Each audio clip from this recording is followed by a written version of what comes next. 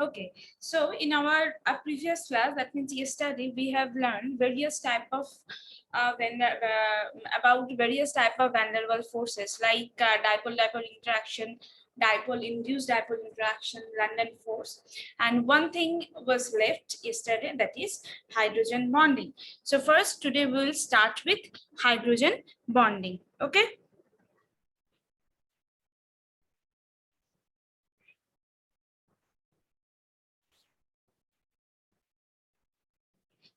So you have a little bit idea regarding hydrogen bonding. I think you have learned it in your previous in the previous chapter, that is chemical bonding and all.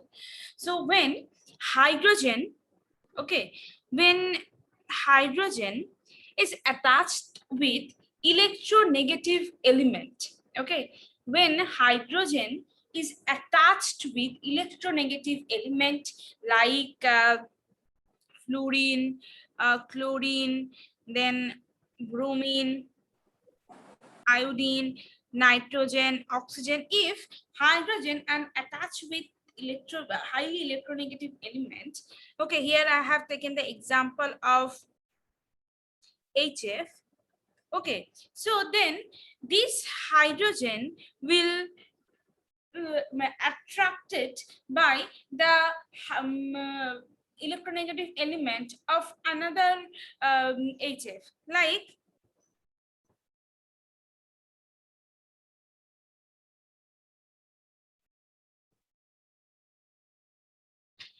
so as fluorine is highly electronegative element, so obviously it has a partial negative charge, it will have a partial negative charge, H will have a partial positive charge.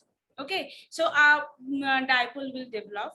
Now this dipole this molecule will attract another HF molecule, and it is also positive negative. In this way it's attract another molecule, HF molecule, and that's why they form a HF cluster. Okay, the HF, all the HF molecule are attracted to hydrogen bond and they form a cluster. So actually we can say that hydrogen bond is a special type of dipole-dipole interaction.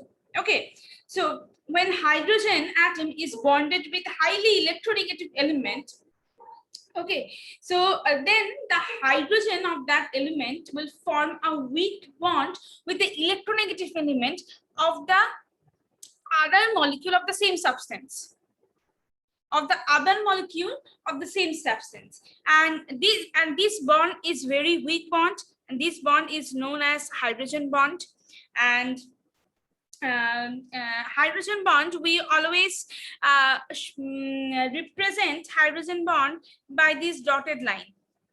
Okay, we represent hydrogen bond by this dotted line, and when we are representing the covalent bond, you know, we are representing the covalent line by the single line, you know that. And when we are represent a hydrogen bond, we have to use this dotted line. Okay, and let's take one more example, a very good example of water. Okay, water has structure like this, and this hydrogen is attached with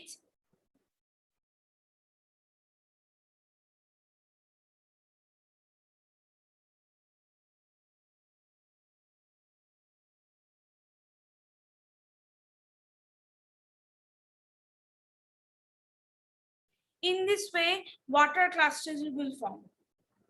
Here is also, it is attached with another oxygen atom.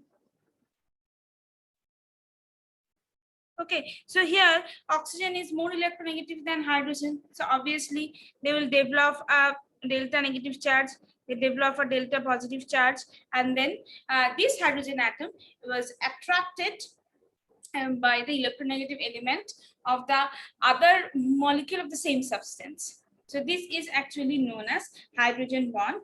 Okay, and the energy of hydrogen bonds generally varies between 10 to 100 kilojoule per mole. Understood?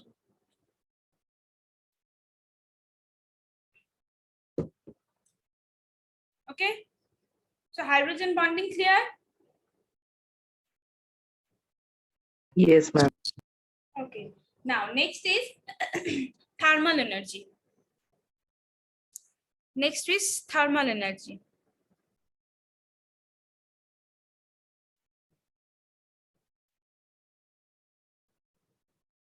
Let's see what is thermal energy.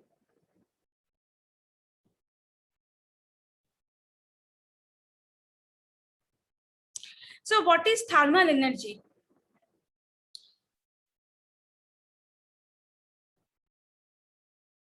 Okay, what is thermal energy? See, thermal energy is the heat that a body or system absorbs due to the particle motion within the body of the system. So we know that if I consider any state of matter, okay, the matter is made up of particles and the particles are continuously moving. And because of that movement, our energy is developed. That energy is known as thermal energy. That energy is known as thermal energy. Okay, it is one of the different energy groups where power basically refers to the capacity to do work. Yes, because this thermal energy is related to the kinetic energy of the molecule. Okay, this thermal energy is related to the kinetic energy of the molecule.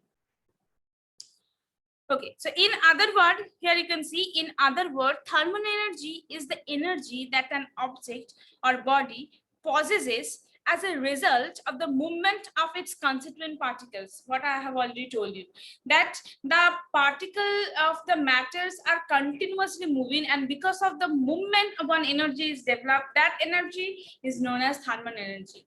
And because of the random motion of its atoms and molecule, it is the total internal kinetic energy of the object. That means thermal energy is totally, we can say, the kinetic energy. Thermal energy is totally related with kinetic energy of the molecule. Okay, clear, understood? What is thermal energy? Thermal energy is the energy of a body, heat energy of a body, which is developed because of the random motion of the particle of that body or of that system. And obviously that random motion and that random things is depend on the kinetic energy of the molecule. So that is known as a thermal energy. Okay. Now, next topic is what is thermal motion? What is thermal motion? Thermal energy refers to the energy of a body that arises from the motion of its atom or molecule. Yeah, I have already discussed regarding this. That thermal energy arises because of the motion of the particles, motion of the atoms or molecules or electrons present in them. The thermal energy of a substance is directly proportional to the temperature of the substance. So we can say that thermal energy, that is T energy, is directly proportional to the temperature of the system or temperature of the body. Okay, so thermal energy is directly proportional to the temperature of the body. Clear? Thermal energy, thermal motion. Yes, miss. Okay. Now next is intermolecular forces versus thermal interaction. Intermolecular force, the force by which atoms or molecules in a substance attracted each other. Just like in case of solid, na? In case of solid, the particles are, you know that they are tightly packed. That means their intermolecular force of attraction will be high or low. It's high. Yes, so their intermolecular force of attraction will be very high. If I consider liquid are not that much tightly packed. So obviously their intermolecular force of attraction is less than that of solid, obviously. And if I consider gas, where particles are remain far behind from each other, so obviously their intermolecular force of attraction is negligible. They doesn't have any intermolecular force of attraction in them. Okay, so now we have to consider the how intermolecular force and thermal interaction attracts. The first point, see, intermolecular force keeps the molecules together, whereas thermal energy keeps the molecule apart. Yes, the thermal energy is occurring from where? Thermal energy is occurring from kinetic energy. That means the molecule continuously, when the molecules are continuously moving, that only generating the thermal energy, right? Now, next is, let us consider a matter M to be a solid. Okay.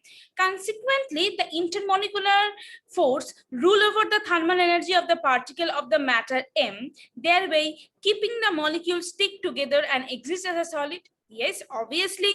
Okay, so in case of solid, the intermolecular force of attraction is much higher than the thermal energy. So that's why in case of solid, the molecules are tightly packed. They cannot move. They just only can vibrate in their own position. Okay, and when a matter is to be transformed from solid state to its gaseous state, the thermal energy is to be reduced within which turn makes the particles lose their kinetic energy and cling together. Okay, now next is, in the same way, to liquefy a gas, its thermal energy is to be reduced by reducing the temperature. When we have to liquefy a gas, then we have what are the things we have to perform? We need to lower down the temperature, as well as we need to compress the gas. So when we lower down the temperature, as we already know that a thermal energy is directly proportional to the temperature of the body. So when we lower down the temperature, the thermal energy will reduce. So as thermal energy is directly proportional to the kinetic energy of the molecules, so kinetic energy will be slower down then. So when kinetic energy is lowered down, that means the motion of the randomness, the motion of the particles become now slow, and that's why they can come closer to each other, and if we give pressure to them, then they convert it to liquid. So in this way, liquefaction of gas is taking place. Gases cannot be liquefied on compressing along on compression alone due to strong intermolecular forces, where they can be easily liquefied by reducing the thermal energy by lowering the temperature. That I have told you. If I only want to give pressure to the gas cannot be liquefied. At the same time, we need to lower down the thermal energy. That means we need to lower down the temperature so that the randomness of the particles of the motion will slow down. Okay, and now next, sorry. Okay, so here a picture I have given. See that molecular interaction energy, obviously it will increase from gas to liquid to solid. Obviously, in case of gas, the intermolecular force of attraction is less. Then in case of liquid, it is a little bit high from the gas, and in case of solid, the intermolecular force of attractions are quite high. Whereas if we consider the thermal energy, in case of gas, the molecules, okay, in case of gas, the molecules are continuously moving, right? In case of gas, the molecules are continuously moving, so obviously their thermal energy will be very high. Okay, it will be a little bit less in liquid, and it will be very less. The thermal energy will be very less in case of solid, because particles are tightly packed, so particle cannot move, so obviously their thermal energy will be low. Clear? Till this much clear, everyone? Yes, miss. No confusion? No, miss. Okay. Now we will learn the gas laws. Okay, the main things. Okay, so gas laws. So you know the property of a gas, right? the particles are far away from each other. Their intermolecular force of attractions are very weak. The particles are continuously moving. And the gas particles can take the total volume of the vessel where they keep. So these are the actually properties. So first gas laws, okay, depending upon the gaseous property and how the gas behave under the you can say under pressure, temperature, okay. The scientists have generalized gaseous behavior with some gaseous law. So the first law is Boyle's law.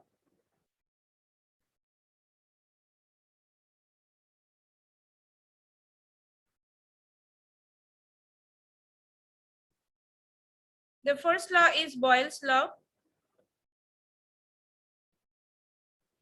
Okay, that is, it is the pressure volume relationship.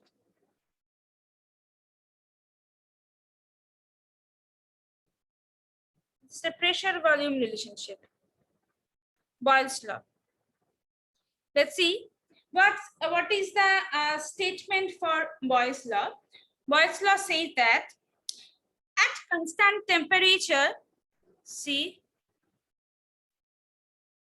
what Boyle's law says that, see, at constant temperature, the volume of a given mass of gas is inversely proportional to its pressure. I'm repeating again, okay? At constant temperature, the volume of a given mass of gas is inversely proportional to its pressure. So let's Hello, write. ma'am. Say. Ma'am, can we write that volume of a given mass of dry gas? Of dry gas? Yes, ma'am. Yes, you can say that. Okay. You can say that. Okay. So we can say that P proportional to 1 by V. Pressure is inversely proportional to its volume, where N and T, that is amount and temperature, remain constant. Or we can also say that V proportional to 1 by P, when N and T constant. So we can say that V is equal to K1 by P, K1 by P. So where is K, what is K? K1 is equals to constant, proportionality constant.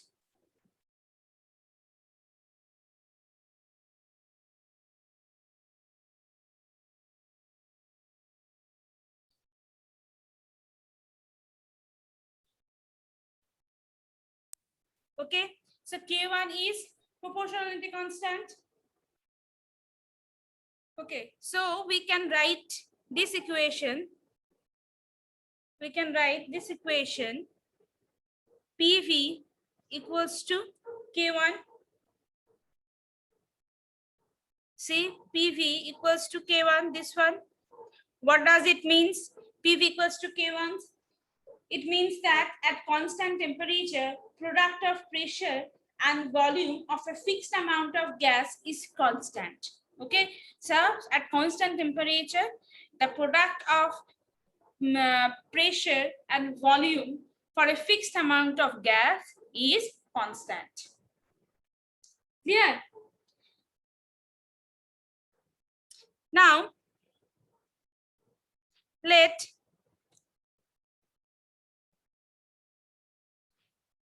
V1 is the volume of a given mass of gas. V1 is the volume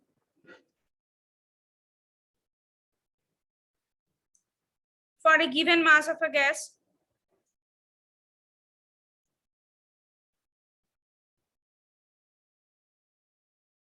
Okay, let V1 is the volume for a given mass of a gas at pressure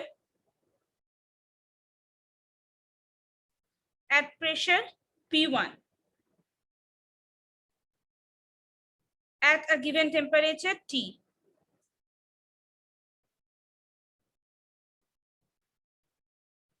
Okay, let V1 is the volume for a given mass of a gas at the pressure P1 at a given temperature T. Temperature is constant over here. When the pressure become P2, that means pressure changes to P2 when the pressure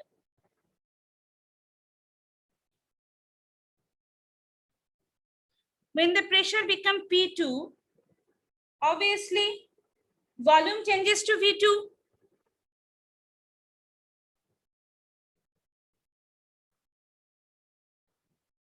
Volume changes to V2. Have to be, if pressure changes, then volume have to be changes. So according to the Boyle's law, we can write P1 V1 is equals to P2 V2. Okay, the product of volume and pressure of a given mass of gas at temperature is constant. Okay, so that is P1 V1 is equals to P2 V2. This is the another that is formation of Boyle's law. So what is PV1 is equal PV equals to K1, and another is P1 V1 equals to P2 V2. Clear? Yes, miss. Okay, so now we will show the graphical representation. Okay, now we will show the graphical representation. Here's some information.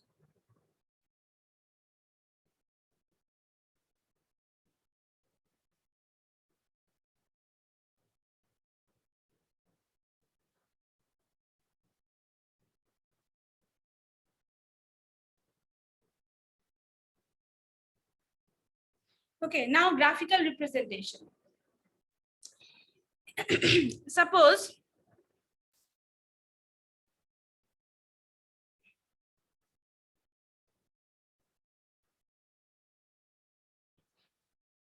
V is here, that means we have taken V in x-axis, and in y-axis is taken P.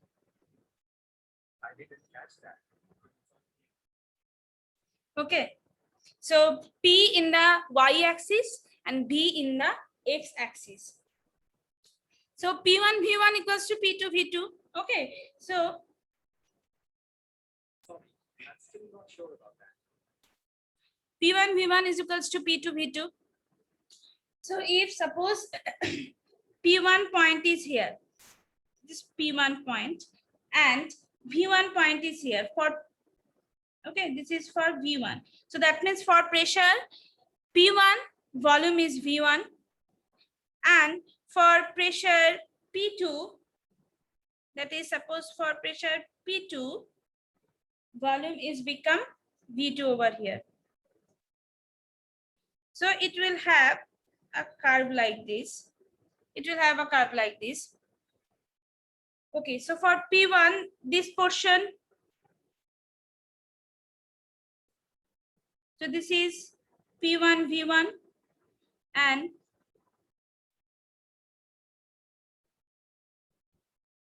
this portion is P2 V2. So it is clearly shown from the graph that if pressure decreases, see from P1 to P2, if pressure decreases, volume increases. If pressure decreases, P2, it decreases the pressure, that is volume increases. Okay, it is a one of graphical representation. Clear this graphical representation? Yes, miss. Okay, now one more graphical representation we'll see. That is the plot of pressure versus volume at various temperature. Pressure versus volume at various temperature. Okay, so here is volume, obviously, and here is pressure as various temperature.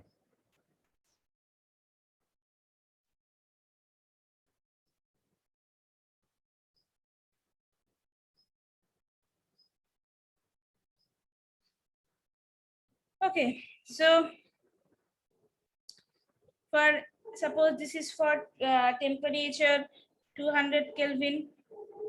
This is for temperature, suppose for 300 Kelvin. And this graph for temperature for 500 Kelvin. Okay. So higher curve represent higher temperature. So higher curve always represent the higher temperature. Okay. Let's see one more curve, graphical representation, that is, okay, 1 by V, sorry, that is 1 by V versus pressure. Okay, 1 by V versus pressure at various temperature, at 3 temperature, that is T1, T2, T3, where T3 is greater than T2, then greater than T1. So if we draw the curve, we will get a curve passing through origin.